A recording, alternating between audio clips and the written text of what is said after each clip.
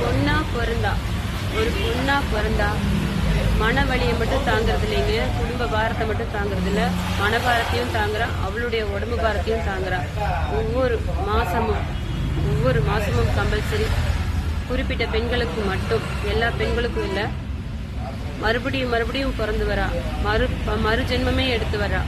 ஏன் அப்படி சொல்றேன்னு பார்த்தீங்கன்னா, ஒவ்வொரு மாதவிடாய் காலமும் ஒவ்வொரு பெண்ணுக்கு மறு ஜென்மம் மாதிரிதான்.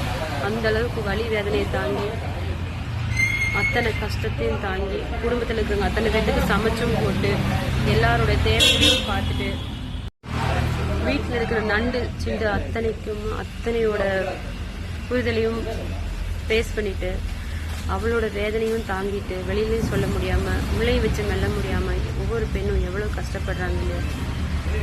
அது குறிப்பிட்ட காலத்திலிருந்து ஒரு 40-45 வயசு வரைக்குமே அந்த வலி வேதனை இருக்கதான் செய்யுது, ஒரு சில பெண்களுக்கு மட்டும். அப்பெல்லாம் ஒரு பெண் நினைப்பா, ஏண்டா நம்ம இருக்கிறோம், பூமிக்கு பாரமா, அப்படிலாம் தோணும்.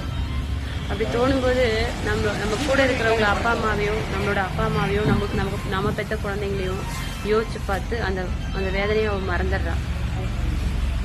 எனக்கு மட்டும் இல்லைங்க, இது எல்லாத்துக்கும் பொதுவான பெண்களுக்கே உண்டான தலை எழுத்து. எத்தனை பெண்கள் வெளியே சொல்ல முடியாம, மாதவிடாய் வெளியே சொல்ல முடியாம கஷ்டப்படுறாங்க தெரியுங்களா?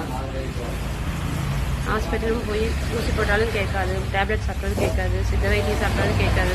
ஒரு சில பெண்கள்லாம் தவிச்சு துடிச்சு ஐயோ அம்மானு கதறி அந்த 2 நாள் 3 நாள் தாங்க முடியாத வேதனையும் கொடுமையும் அனுபவிச்சு, அந்த வழியிலேயே வீட்டில் இருக்கிற வேலைகளையும் பார்த்து வீட்டில் இருக்கிற வேலைகளையும் பார்த்து வெளியிலையும் போய் அவள் சம்பாரிச்சுட்டு வந்து, அந்த வேதனையோட திரும்பி வந்து அவள் வீட்லேயும் மறுபடியும் வேலை செஞ்சு, குழந்தை குட்டி அழுதா அதையும் பார்த்து, பெரிய பிள்ளைங்க இருந்தால் அதுங்களுக்கு வேணுங்க சமைச்சு போட்டு, பெண்ணுங்கிறது அதுதான் சொல்றது, பெண்ணும் மண்ணும் ஒன்று, மண்ணு மாதிரி பொண்ணும், பொண்ணு மாதிரி பெண்ணும் சொல்றது.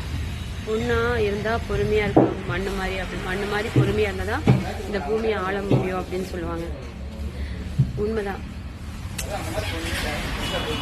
ஓகே, மீண்டும் ஒரு அடுத்த நல்ல வீடியோவை சந்திக்கலாம்.